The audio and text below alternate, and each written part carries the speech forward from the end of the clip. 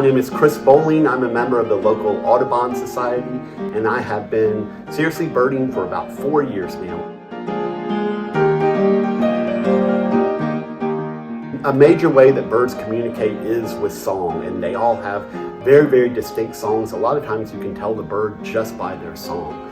Some of the more complex songs that we have here are house finches, a house wren, goldfinch. They have very, very complex songs.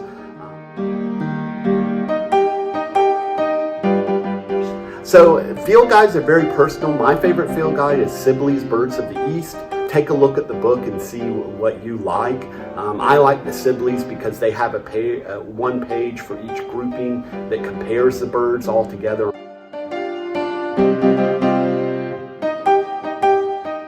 When you're just starting, I recommend getting a good pair of $100 to $200 binoculars. Nikon makes a good pair of binoculars called the Monarch 7 that are relatively inexpensive, that are good for starters.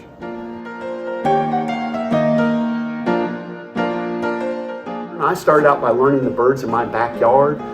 Getting familiar with them, just taking a field guide, opening up and making sure I could identify all those birds. And then when you feel comfortable with that, going out in different habitats and looking for them. The Mecklenburg Audubon Society hosts bird walks out on different greenways around Mecklenburg County, and you're welcome to come join us. Right now they are suspended because of COVID, but as soon as they start up, they'll be listed on our website, Neck Birds.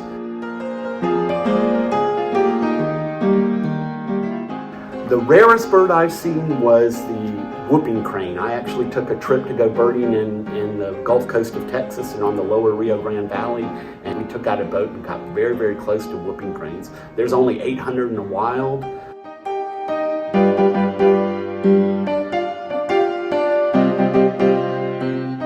So hawks, falcon, and owls generally choose different types of prey at different times of day so they can coexist.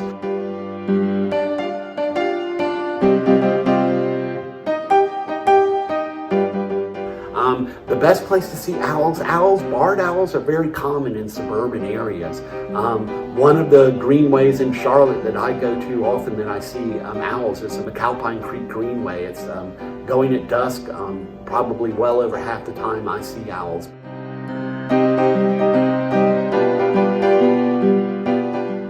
Probably the biggest thing I would say would be contribute to your local land conservancy, like the Catawba Lands Conservancy. Habitat destruction has been the biggest factor in decrease of bird population. For your local area, planting native plants. Native plants are so valuable just because the plants themselves, the berries, have high nutritional value for the birds, and they attract insects which the birds eat. And on that same note, not using insecticides, they're using them very, very sparingly.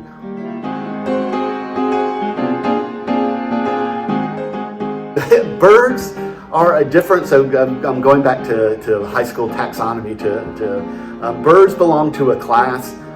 They're characterized by having feathers, laying eggs, hard-shelled eggs. Bats are actually mammals. They have fur and they nurse their babies. They give live birth and they produce milk.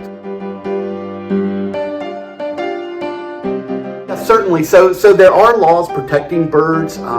There's the Migratory Bird Act, which basically makes it illegal to harm or own bird products from migratory birds. Endangered Species Act for the birds that are endangered.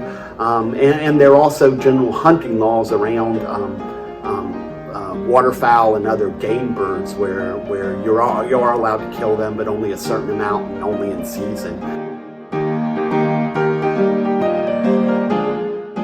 The biggest threat to birds right now, especially in the Piedmont area, is habitat destruction. The birds around here are generally forest birds, wetland birds, wintering ducks. They do like open fields, but they like open fields that are allowed to grow into tall grass. All these habitats are being cut down to build housing developments now, mainly. That's an interesting question, and we've all seen videos of that. Starlings, there's some famous videos of starlings and large blackbird flocks here, red-winged blackbirds. They really don't know. None of the scientists have been able to figure out how they do it. My favorite bird, that's hard because I really love a lot of birds. Probably owls. I love the great horned owl here and the little screech owl. Thank you so much for listening to me answer your questions on birding. I hope you're able to join us for the Great Backyard Bird Count, and I hope you have good birding.